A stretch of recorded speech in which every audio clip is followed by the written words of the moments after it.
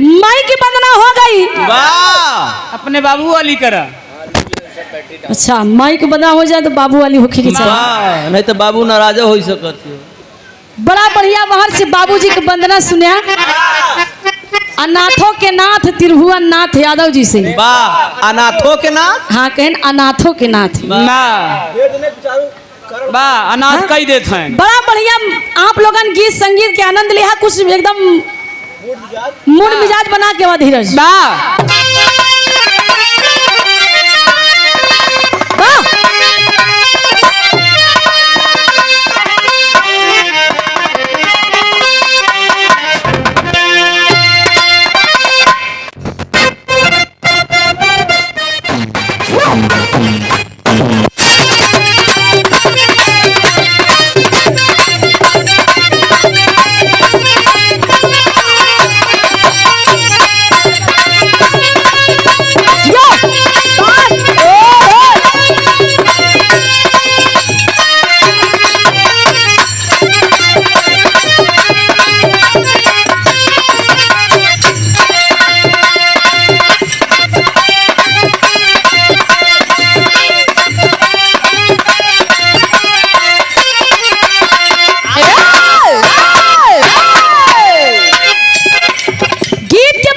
संकेत मौसम के देखते हुए हमारे मास्टर साहब हारमोनियम मास्टर साहब धीरज मिर्जापुर से चल के आए हुए अब बेचारू इनहू का मौसम एकदम ठीक है बा। हाँ बजावत है ना आई गीत के बड़ा बढ़िया संकेत कैलन। थोड़ा थोड़ा माइक आवाज बढ़ा दो भैया। हेलो बहुत कम भैया कोरस वाला बढ़ा भाई।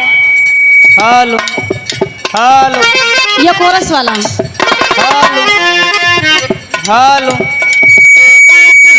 सीटी देता भैया थोड़ा भी बढ़ाओ के सीटी दे दो। हेलो हेलो बोलबई न करे तो का मतलब। हेलो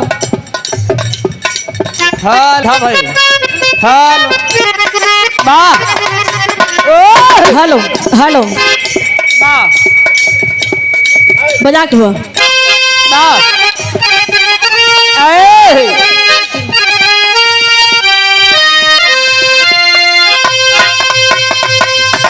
आप परम आदरणीय परम श्रद्धे पशु डॉक्टर साहब आप जितेंद्र पाल ये 500 रुपए दे के सम्मान किए।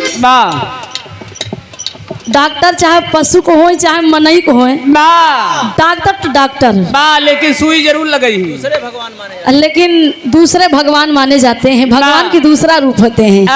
500 रुपए दे के सम्मान किया बहुत बहुत बड़ा आशीर्वाद की कामना क्योंकि बेजुबान जानवरों की ये दवा देते हैं ना बताने लायक होते हैं वो जानवर लेकिन ये अपने समझ लेते हैं। हाँ यहाँ मनई कितना बता दें कि कितना हमार हिंगा पिराता हुआ पिराता तब डॉक्टर दवाई देथिन लेकिन बेजुबान डॉक्टर जानवर बेजुबान जानवर के डॉक्टर साहब दवाई देथिन। हाँ भाई टोक देथिन कई डिगरी बुखार चढ़ा बा बहुत बहुत प्रणाम आशीर्वाद की कामना बा।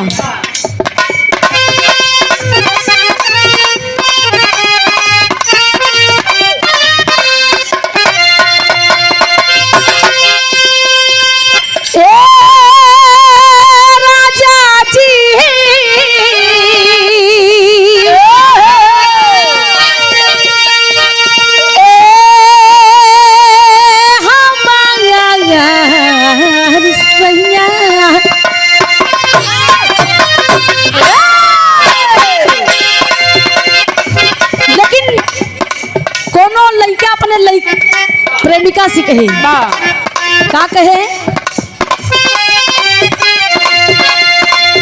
घेर ले बाबा जहरा सकता रूपा जना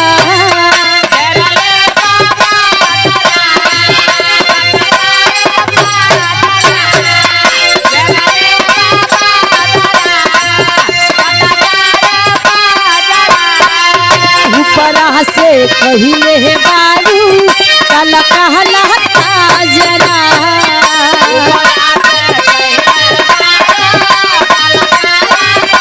लो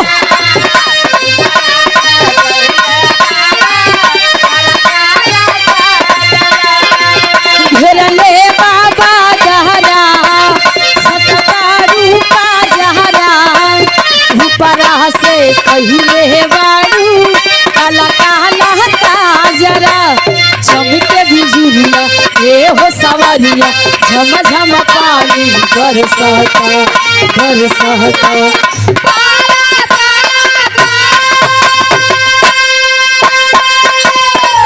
मार चढ़ल जवानी सैया दूध दूध के तरसता मार चढ़ल जवानी सैया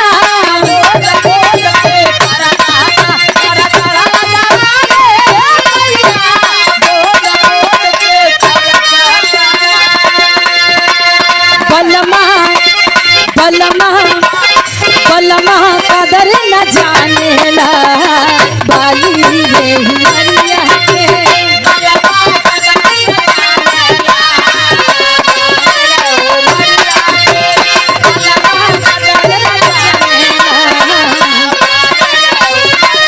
कबले जोगा के रहती कबले जोगा के रहती अहि को माना सारिया के हेलो ये हमके स्कैन करत है ना आय है ना देखाऊं ना नाथों के अनाथों के नाथ को देख के ना हमका एक बात याद आई है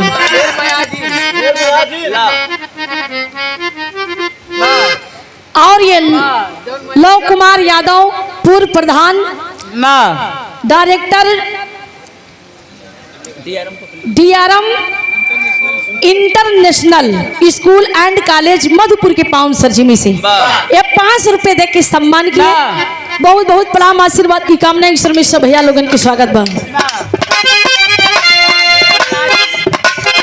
कबल जोगा के राखी कबल जोगा के राखी हई तो माना सारिया के बलमा बलमा बलमा कदरी न जानेला बाली रे हुरिया के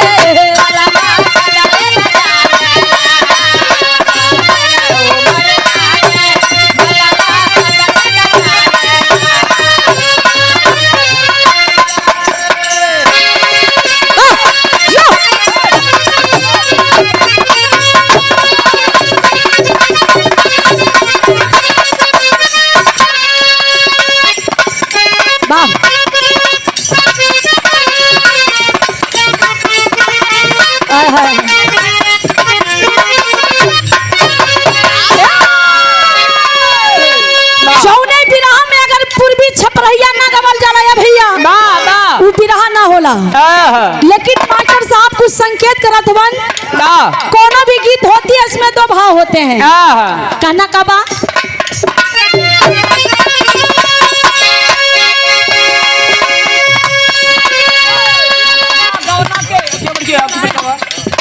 भैया के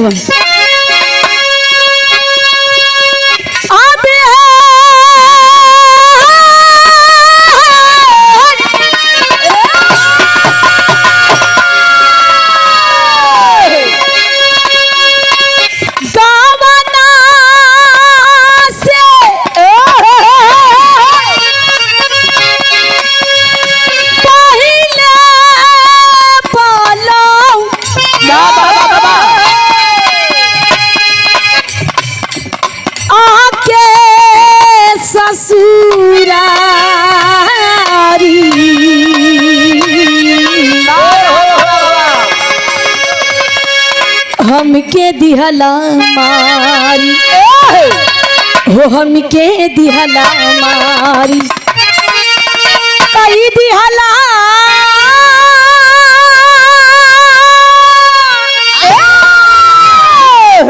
देहिया के भारी हमके दिहला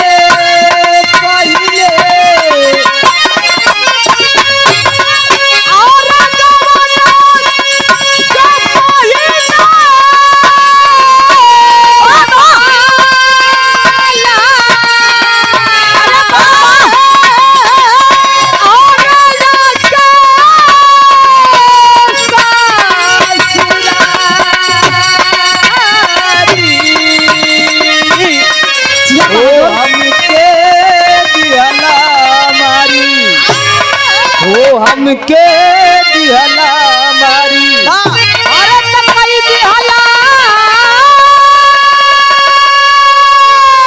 अरे दहिना के भारी ओ हमके दिहला मारी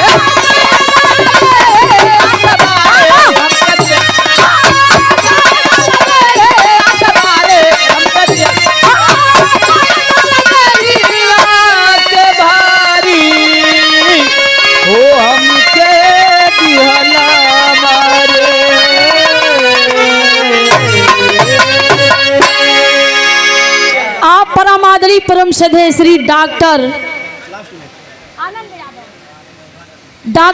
आनंद यादव अध्यापक साहब 100 रुपये देके सम्मान किए। बहुत बहुत प्रणाम बा, आशीर्वाद की कामना बा। ईश्वर में सब सकल पंच के नमस्कार बा। कहना बा एक 5 मिनट के निर्गुण भाव बा। बिरहा के नंबर बाहर से बाटे बजा के बा।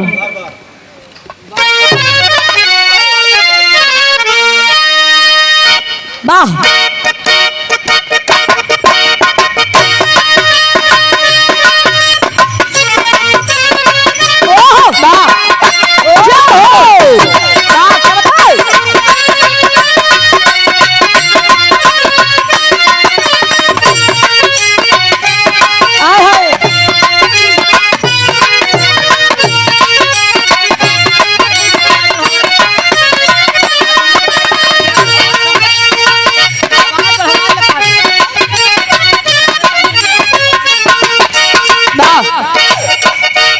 गीत के बड़ा बढ़िया संकेत कैलन। कहना का बा बार बार मिल जाई बार बार मिल जाई बार बार मिल जाई धन दौलतिया दोबारा ना मिली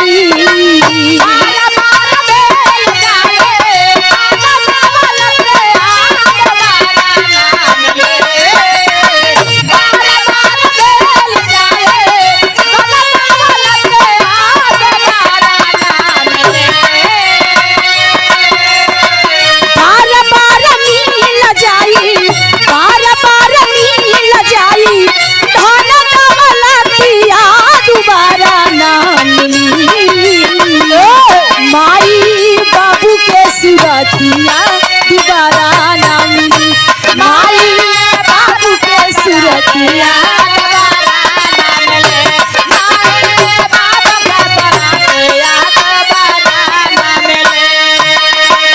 लेकिन इसी भाव में कहना है भैया सब कुछ मिल जाए लेकिन मानव रूप में जो जन्म लिया है चाहे माई हो चाहे बाप हो भाई बहन क्यों भी हो भैया जो एक बार चला जाता है वो दोबारा कभी जीवन में नहीं आता है। इसी बात से बड़ा दुख होता है कि आज कहा गया जिले रोजी बहाने मौत केहू के बहाने कौने न कौने बहाने से मौत हो जाता है।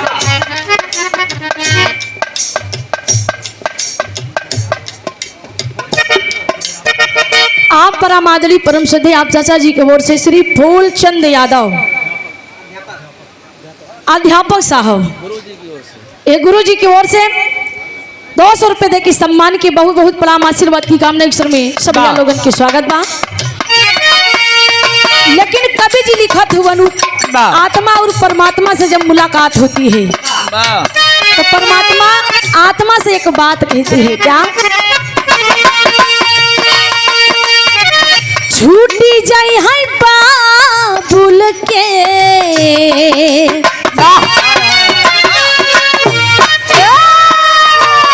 हमार लोगन के ई जवन नैहर ससुराल बनावा भैया इस सब नकली है। हमार लोगन की असली ससुराल वहाँ है जहाँ सबके मालिक एक हवन वो परमात्मा जो बैठा है सबकी लेखा जोखा लेता है और ले रहा है। कहना क्या है छूटी जाई है बाबुल के छूटी जाई है बाबुल के प्यारी नगरी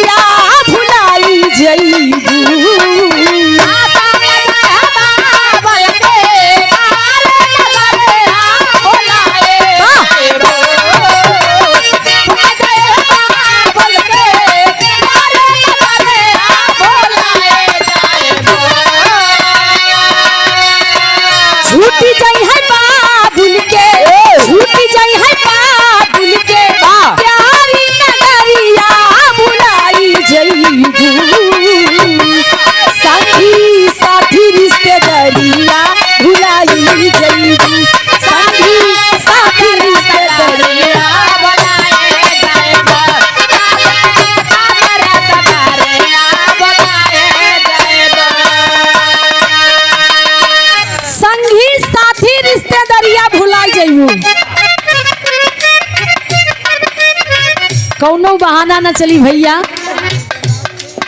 लेकिन अंतरा के भाव में कभी बड़ी सुंदर लाइन लिखत हुवन का। टोलिया का हार लइके पिया जा बयई है,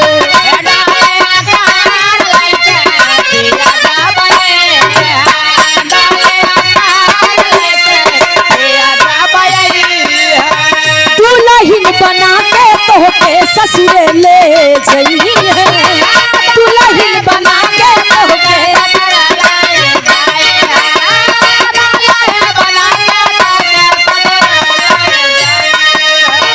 तानवा पे सोहे तोहरे,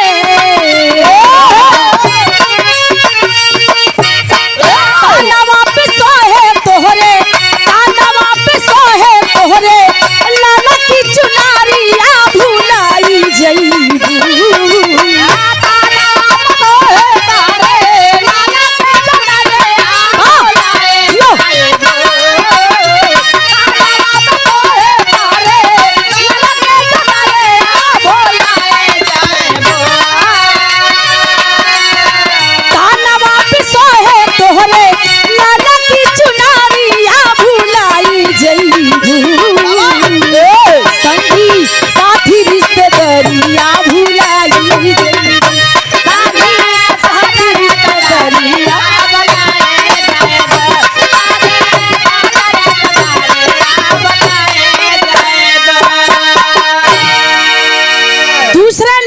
कहना है, क्या कहना है?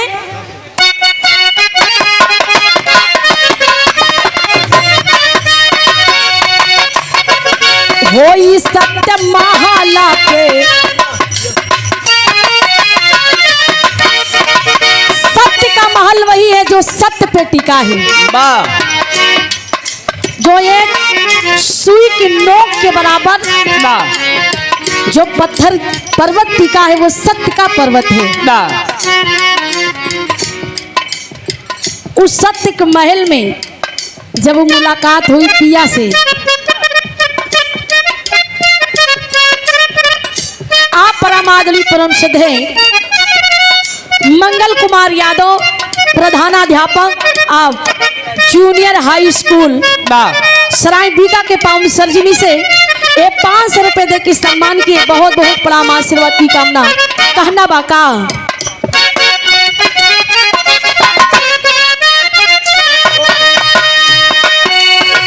होई सत्य महाला पे पिया से मिलाना,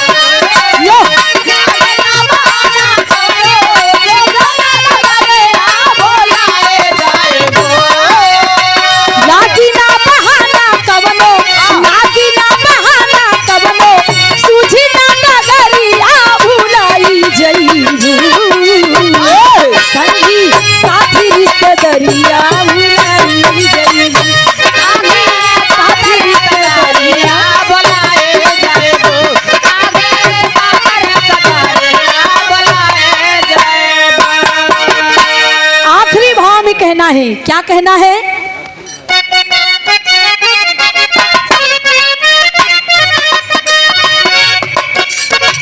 पुदुल पंधारी गुरु रहिया बताई है,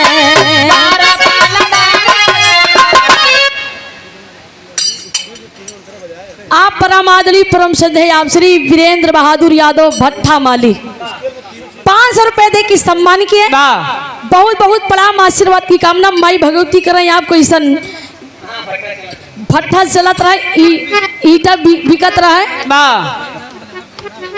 हाँ हाँ भट्टा में आगी लगी रहा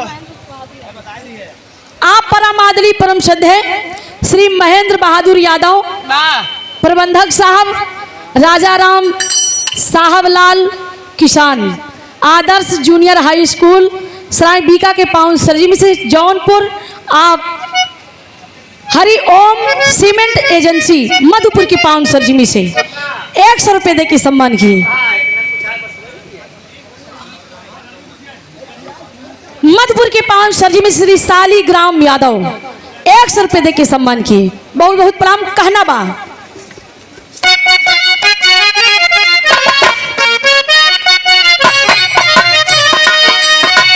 कभी कमल सिंह यादव सही समझई है।